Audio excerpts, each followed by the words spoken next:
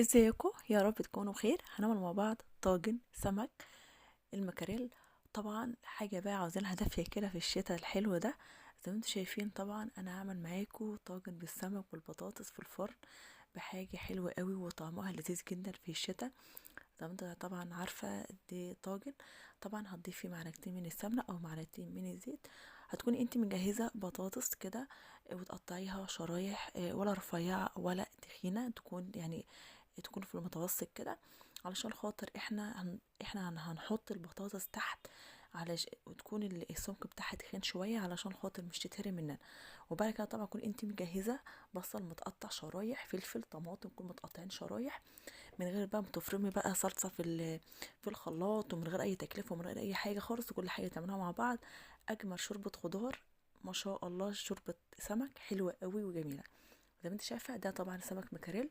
طبعا انا كنت انا عامله توم في الكبه ومع فلفل وشطه كده في الكبه، طحنوهم مع بعض. تمام، فرمتهم مع بعض كده. وطبعا حمرت برنجان كده، حمرت اتنين. طبعا البرنجان اللي هو المكبب اللي هو التخين شويه ده، انا حطيته، وبعد كده حطيت دقه من اللي انا كنت مجهزاها.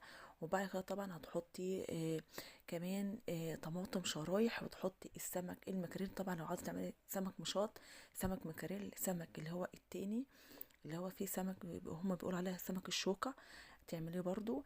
بس اهم حاجه تكون السمك تكون انت مقطعاه، يعني مش مقطعاه حتت صغيره، لا مقطعاه حتت تكون كويسه. وطبعا تكوني انت مجهزه تكوني انت مجهزه الميه. هتجيبي معلقه من الفلفل الاسود، معلقه من البهارات ومعلقه من طبعا البهارات، في بهارات للسمك هتجيبيها. تمام، ومعلقه او نص معلقه من الملح. انا ضفت معلقه كامله، وهنضيف كده معلقتين من الخل. تمام، وبعد كده طبعا هنقلبهم مع بعض. تكون انت مجهزه شرايح ليمون، هتحطيها مع الميه اللي احنا بنقلبها زي ما انت شايفه كده. ديت الشرايح الليمون اللي انا قطعتها. وبعد ما تخلصي طبعا هتضيفي كده قرنين من الشطه زي ما انت شايفه. وبعد كده هتضيفيها على السمك والبطاطس والبرنجان اللي احنا مجهزينه. يعني كل حاجة تقطعيها شرايح، وهتضيفها طبعا في الفرن بقى. ما شاء الله على الجمال. هتضيفها في الفرن، يعني هتاخد يعني من الوقت يعني نص ساعة او ساعة بالكتير، حسب الحرارة بتاعة الفرن بتاعتك، عالية او واطية. زي ما انت شايفة ما شاء الله، طاجن سمك حلوة قوي وجميلة، وشوربة بقى تستاهل فعلا بقك. وحاجة يعني بقى حاجة من انت بتعمليها كده في الشتاء. حاجة ديت تغيير على الحاجات السمك اللي انت بتعمليه القديم. هنغير شوية من الحاجات السمك اللي احنا بنعملها قبل كده.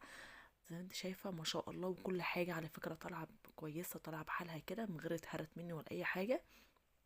والليمون طالع كده شرايح. زي ما انت شايفة ما شاء الله، شوربة السمك حلوة قوي وجميلة. وكمان البطاطس زي ما انا قلت لكم، متقطعيش البطاطس شرايح رفيعه، تقطعيها شرايح تخينه شويه، السمك بتاعها تكون تخين علشان خاطر البطاطس هتكون تحت مش تتهري منك.